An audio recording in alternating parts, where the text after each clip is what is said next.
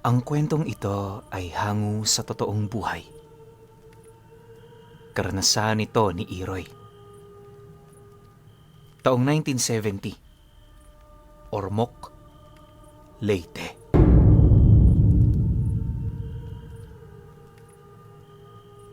Kapag bagyo, maraming katangi-tanging bagay ang nagpapakita sa mundo. Para sa mga antingero, hindi ito panahon ng paglilikas. Ang oras na yon ay ang panahon ng paghahanap ng mga mutya. Matagal na akong nananaliksik ng mga mahihiwagang gamit. Marami na akong pinagdaanan at napuntahan. Hindi na rin mabilang ang mga nilalang na aking nakaharap, na kahit sa panaginip niyong pangkaraniwan, hindi niyo aakalaing totoo yung umiiral. Di ako nagsulat sa iyo, Pinuno, para itaas ang estado ng aking pagkakakilanlan. Ang sakin lang, maibahagi ang aking mga istorya na may kaugnayan sa lihim na karunungan. Isang dekada bago sumapit ang mismong taong ito, 1960. Isa lamang akong uhuging binatilyo na ang tanging pinagtutuunan ng pansin, purong mga bisyo. Wala akong ibang ginagawa nun maliban sa pakikipagbarkada at paglalakwatsa. Halos patay na nga ako ng malupit kong ama, pero pinagtiyagaan ko sila. Bilang isang binata, hindi man lang nakapagtapos ng pag-aaral, wala akong nakikitang magandang buhay para sa aking hinaharap. Ang sakin lang noon, makaraos at mapunan ang aking mga pangangailangan. Wala akong pakialam kung sa anong paraan ko ito makuha. Basta ang mahalaga makamit ko ang bagay na yon. Makasalanan din akong tao katulad ninyo. Pero nabago ng tadhana ang lahat ng bagay na nakagawian ko. Sa pagsapit ng taong ito, tuluyan na nga akong nalunod sa lahat ng bisyo.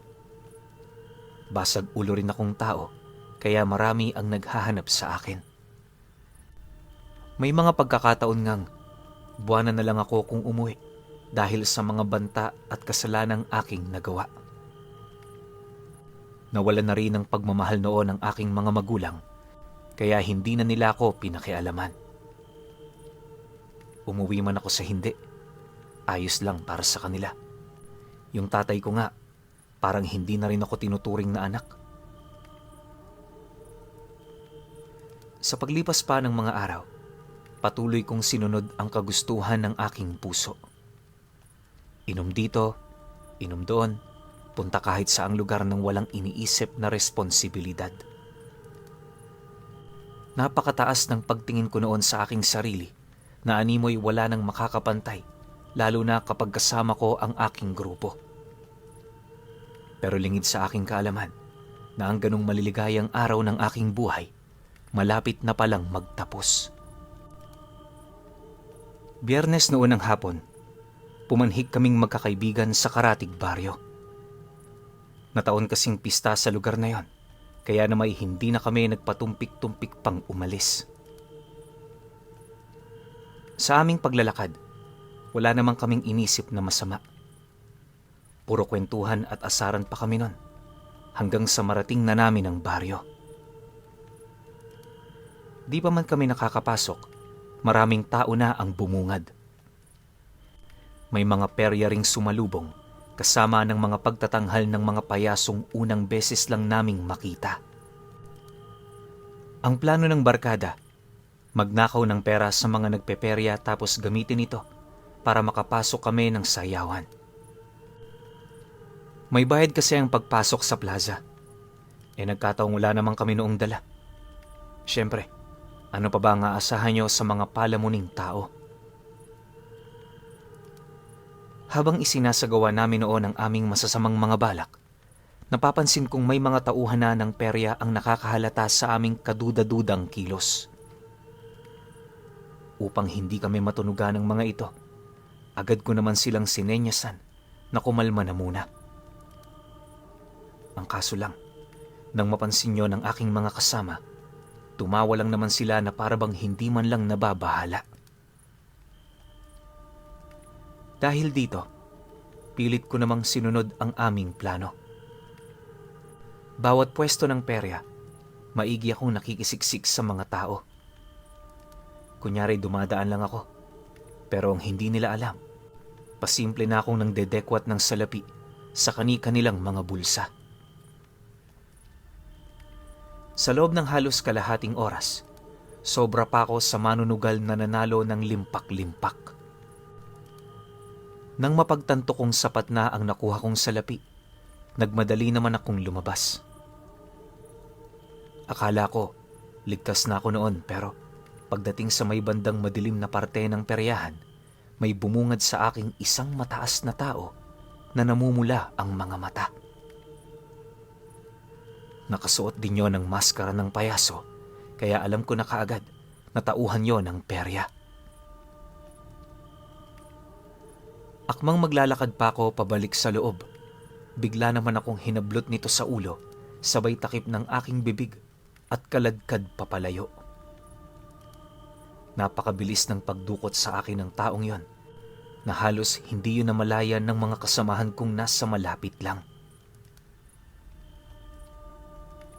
Sa pagdating namin sa isang kubong gawa sa trapal, agad naman akong tinalian ng lalaki habang patawa-tawa pa ito. Nakakasindak ang taong yon, pinuno. Gawa ng napakalaki talaga ng katawan nito. Hindi mo masasabing mataba yung tao dahil nakaumbok naman ang mga kalamnan nito. Halos doble rin ang taas nito sa akin, kaya kahit gustuhin ko mang pumalag, alam ko sa sarili kong masasaktan lang ako. Ilang oras pa ang lumipas, matyaga ako doong naghintay. Paulit-ulit akong nagmamakaawa sa nagbabantay pero hindi ako nun pinakinggan. Ang sabi lang nun sa akin, wala na akong paraan para makatakas pa sa lugar na yon. Dagdag pa nung bantay na, ang mga katulad kong magnanakaw, hindi na nila pinapalabas ng buhay sa perya. Ang ginagawa nila sa mga ito, pinapatay tapos kinakain.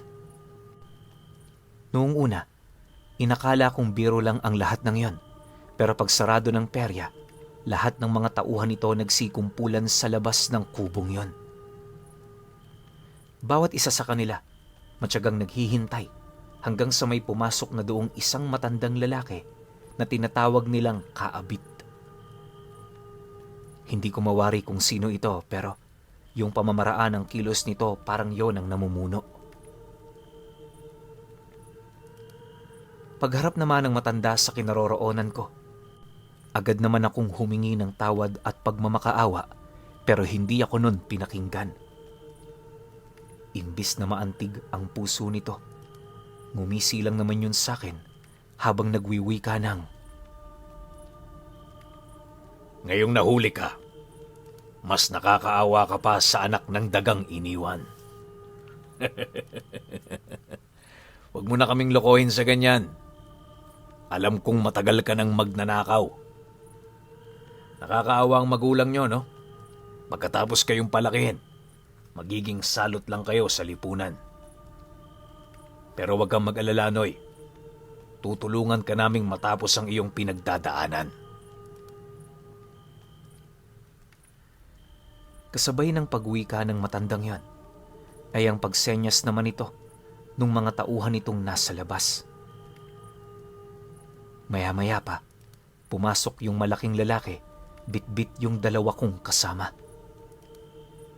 Agad niya yung ibinalibag sa lupa, sabay apak sa ulo nito na parabang hindi man lang yun isang tao. Dahil sa bigat ng lalaking yon, agad na lumabas ang dugo sa ilong ng dalawa kong kasama. Pilit din itong itinataas yung paa ng lalaki pero hindi nila ito magawa. Maya-maya pa, namuti na lamang ang kanilang mga mata habang dahan-dahang naghahabol ng hininga. Siyempre dahil sa kaibigan ko ang mga yon, pilit naman akong sumigaw para pakawala ng mga ito. Humingi rin ako ng tulong sa labas pero sa hindi malamang dahilan, walang nakakarinig sa aking mga pagtawag. Huli ko na nang malaman na wala palang kapasidad na makarating ang aking boses sa labas ng peryahan. Ayon sa matanda na balot nila ng mahika ang kanilang pugad, kaya walang sino mang tao sa lugar na yon ang makakapunta para magbigay sa kanila ng tulong. Matapos naman itong mailahad ng matanda, humingi yun ng kutsilyo sa kasama nito, sabay senyas sa lalaking nakadagan sa kaibigan ko na alisin na ang mga paa nito. Paghinga naman ng maluwag ng dalawa, iniangat yun ng matanda, sabay walang habas na inundayan yun ng saksak sa dibdib nito. Halos ilang minuto lang noon ang dumaan bago yun nawala ng buhay. Ganon din ang ginawa nito sa isa ko pang kasama, kaya na may sa puntong yon na pagtanto kong katapusan ko na.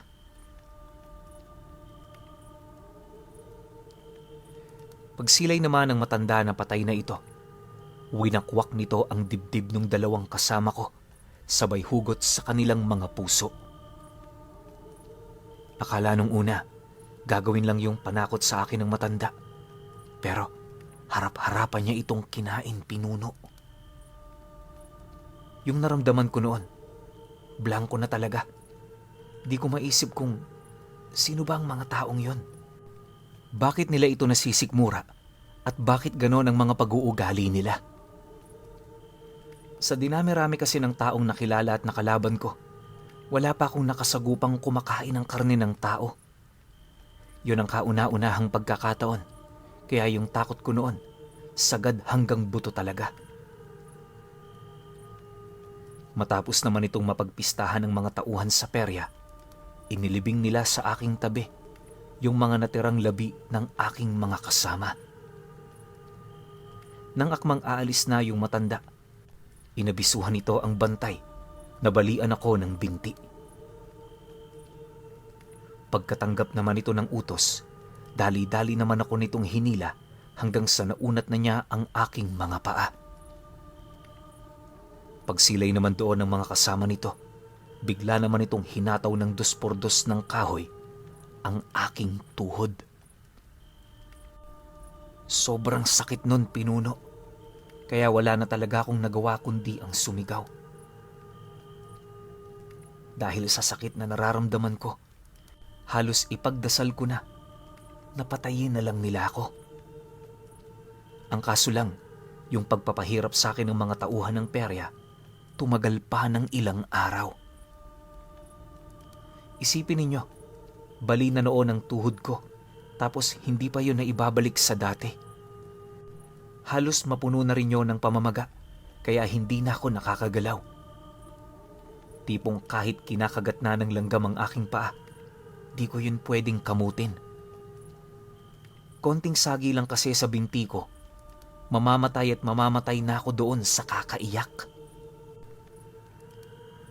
Araw-araw, wala na talaga akong inisip maliban sa kung papaano tapusin ang aking buhay. Sa loob ng 1 linggo, para na akong patay. Yung ginagawa ko sa lugar na yon, matulog buong araw. Gumising man, yon ay para tingnan kung panaginip lang ba ang lahat ng aking pinagdadaanan.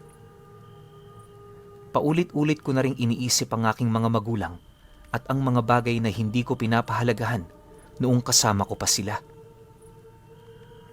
Sa isip-isip ko, hinahanap ba nila ako? Wala na ba talaga silang pakialam sa akin? Marami ang katanungan na umiikot sa aking isip na kahit anong gawin ko, hindi ko kayang masagutan. Iniiwasan ko na rin kumain noon para gutumin at uhawin ang aking sarili. 1 linggo na ang nakakalipas pero hindi ko pa rin mawari kung ano ang gustong mangyari nung mga taga-perya. Yung mga kaibigan ko kasi, hindi na nila pinahirapan, pero ako, bukod tanging ikinulong sa isang madilim na barong-barong. Isang gabi, habang pinipilit kong matulog, napansin ko ang biglang pagpasok ng liwanag ng buwan sa aking harapan. Akala ko noon, dumating na ang rasyon ng aking pagkain, pero pagmulat ng aking mga mata, nadatnan ko ang isang matandang nakasuot ng salakot na gawa sa anahaw, bitbit sa kaliwang kamay ang kanyang tungkod. Pilit nitong iniaabot sa akin ang kanyang palad habang nagwiwika yun ng, Matagal ka na ba rito? Tayo na iho. Tutulungan na kita. Nang marinig ko ang sinabi nito, hindi na ako nagdalawang isip na humawak. Bagaman sobrang sakit ng aking mga binti, nagpumilit akong bumangon kahit papaano. Dahil payat na ako nun, madali akong napasa ng matanda papalabas. Sa kabila ng edad nito, hindi ko sukat akalain na meron pa itong sapat na lakas upang ako'y akayin. Pagdating namin sa kalabaw nitong sinakyan, agad naman niya akong isinampa doon. Yung mga tauhan ng perya, wala namang nagawa kundi pagtingnan kami habang umaalis. Nang marating namin ang labas nito sa likurang bahagi, nasipat ko ang matandang kumain sa aking mga kaibigan.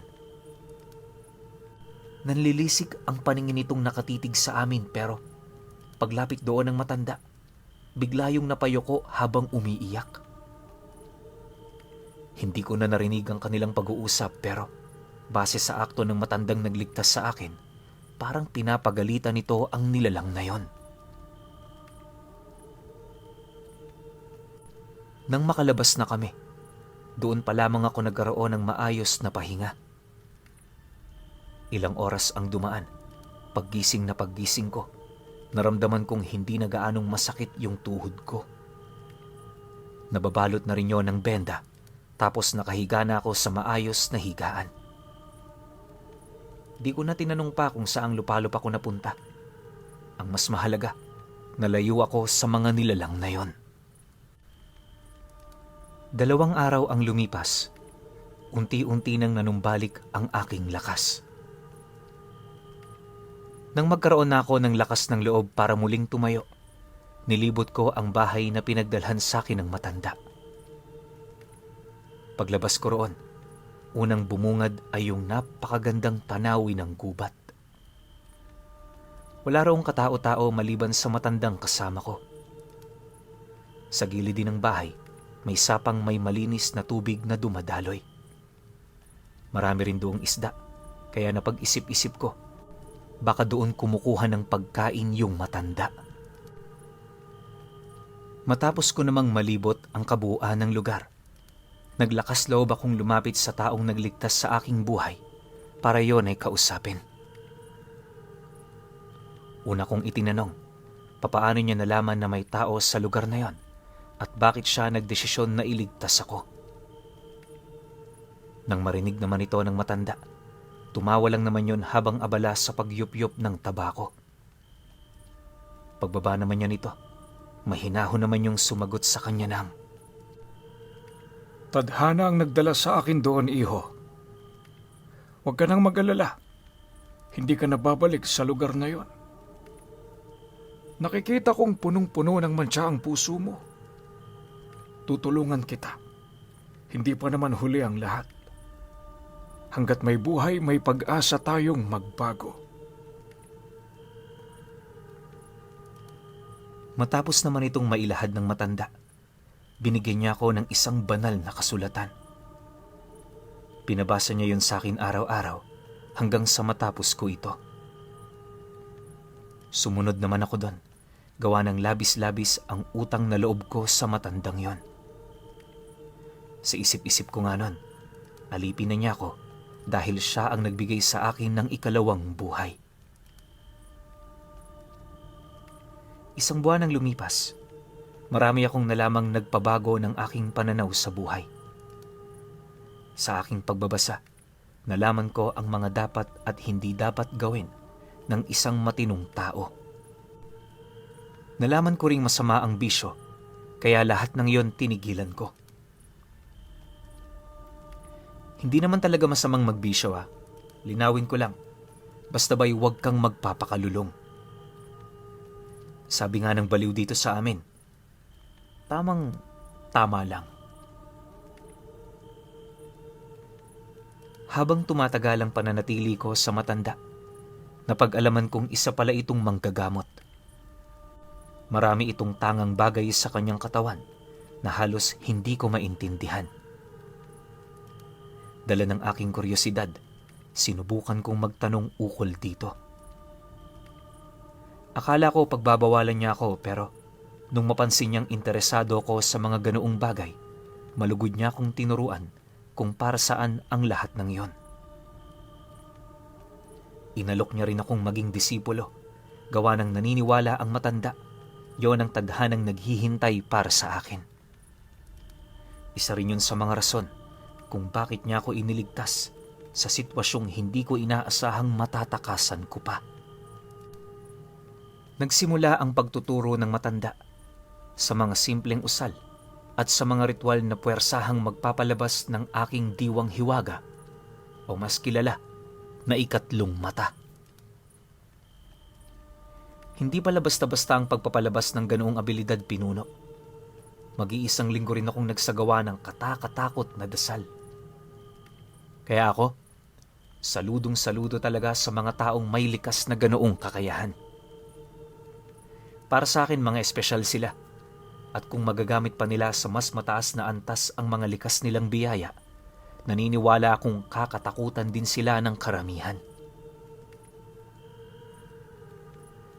Nang maimulat ko na ang aking diwang hiwaga, doon na rin nagsimula ang aking paglalakbay sa mundo ng mga nilalang na hindi nakikita. Sa aming paninirahan sa lugar na yon, marami na akong nasaksihang mga engkanto at mga nilalang na nasa panig ng kaliwa. Lahat ito payapang dumaraan sa lugar kung saan man kami naninirahan. Nakilala ko na rin ang mga gabay ng aking maestro na pawang mga diwatang nasa mataas na antas ng hierarkiya. Dalawa lang ang gabay nun, pero lahat yon hindi basta-basta. Isipin ninyo isa sa mga diwatang gumagabay dito, ang engkantadong si Awon, ang Diyos at gumagabay ng mga mutya. Lahat ng mutyang nagpapakita sa mundong ibabaw, umaayon sa kanyang kagustuhan. Yun din ang dahilan kung bakit ang kanyang maestro kinakatakutan ng karamihan. Sa pagdating naman ng puntong marami na akong natutunan sa kanya, inabisuhan niya akong ikondisyon ng aking sarili sapagkat meron kaming pupuntahang espesyal na lugar. Mahanap yon pagkalipas ng 3 araw, kaya marami pa naman akong oras para maghanda at magsanay. Habang hindi pa sumasapit ang aming pag-alis, lahat ng pwedeng iligpit itinago ko na sa loob. Sinigurado ko ring buhay ang aming mga pananim nang sa gayoy hindi ito manuyo at mamatay sa oras na hindi pa kami nakakauwi. Pagtungtong naman ang araw na aming pinakahinihintay, maaga pa kaming lumuwas. Bagaman wala kong ideya kung saan kami pupunta, buo ang loob kong magtiwala sa aking maestro. Sa loob ng halos kalahating araw na paglalakad, tinahak namin ang mga masusukal na gubat sa ormok. Dumaan din kami sa 3 pugad ng mga aswang, na pawang lahat ng yon kilala ng aking maestro. Hindi ko nga mawari, pero parang ang pinapalabas ng maestro ko. Kaibigan siya ng lahat ng nilalang, mabuti man o masama. Nasisiguro ko ring nare-respeto siya ng mga ito dahil nung dumaan kami sa kanilang mga pugad, lahat ng nilalang na nakakakita sa amin, pawang mga nakayuko. Tahimik lang din yon na parabang iniiwasan nilang lumikha ng ingay. Pagpatak naman ng gabi, narating na namin ang isang bundok na may nakausling bato sa tuktok. Akala ko nga, aakyatin namin yon, pero nang mapansin kong umiikot lang ang aking maestro sa paanan nito, doon ko napagtantong hindi kami tutungo ng tuktok. Makalipas pa ang ilang minutong paglalakad, bigla namang bumuhos ang malakas na ulan.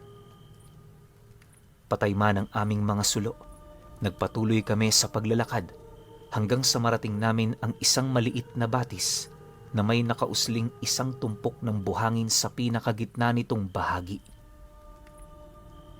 Paglapit namin sa lugar na yon, bumungad sa akin ang hindi mabilang na mga mutya na nakabaon sa mismong buhangin. Hindi ko mawari yung mga pagkakakilanlan ng mga ito. Pero pagwika sa akin ng maestro ko na pwede akong kumuha ng isa sa mga yon, doon na sumagi sa akin ang pangalan ng iilan sa mga ito. Lahat yon nagtatawag ng bagong nagmamay-ari sa kanila, pero naging maingat ako sa pagpili sapagkat isang mutya lang ang maaari kong kunin. Di kalayuan din sa aming kinaroroonan, nasipat ko ang diwatang si Awan na nakalutang sa tubig. Sa sobrang lakas ng presensya nito, kahit nasa espiritual yung anyo, pakiramdam ko meron yung sariling pisikal na wangis. Sa pagpapatuloy ng aking pagmamasid, sinubukan kong maging matalino sa pagpili. Iniisip ko ang pinakakailangan kong abilidad hanggang sa nasipat ko ang isang hiyas na kumikinang. Base sa mga tinig na aking naririnig, mutyayo ng reyna ng itim na langgam. Kilalang swerte sa buhay at may malakas na depensa laban sa kamalasan. Mataas din ang antas ng pangkaligtasan nito, kaya magmula noong nakita ko ang kargang yon, yun na agad ang kinuha ko. Sa kabila ng malalakas na mutyang tumambad sa aking harapan, pinili kong hindi yun pagtuunan ng pansin. Ang iniisip ko kasi noon, aanhin ko ang ganoong kalakas na abilidad kung wala naman akong swerte sa katawan. Maaari ring ikamatay ko ito, lalo pat alam ko sa sarili kong isa kong mainiting tao. Gayunpaman, binabago ko na ang pag-uugaling yon. Matapos ko naman itong makuha, agad namang kaming bumaba ng bundok para pumunta sa baryong malapit dito. Wala akong kaide-ideya kung ano ang pakay namin sa lugar na yon, pero pinili kong sumunod na lang. Pagkaraan ng ilang oras, kahit malalim na ang gabi, hindi pa rin nagpatinag sa paglalakad ang aking maestro. Kalaunan, nang marating na namin ang baryo, diretso naman yung tumungo sa isang bahay. Malaki ang bahay na yon, kaya una pa lang, inakala kong matalik yung kaibigan ng matanda. Pagkatok naman ito, agad naman yung bumukas, kung saan doon bumungad sa amin yung isang lalaking pawis na pawis at parabang kanina pang hindi mapakali. Pagsilay naman ito sa matanda, dali-dali naman itong binuksan ng maigi ang pinto habang nagwiwika yun doon ng, Salamat naman sa Diyos at dumating na kayo, Tio Metring. Kanina pa ho namin kayo hinihintay.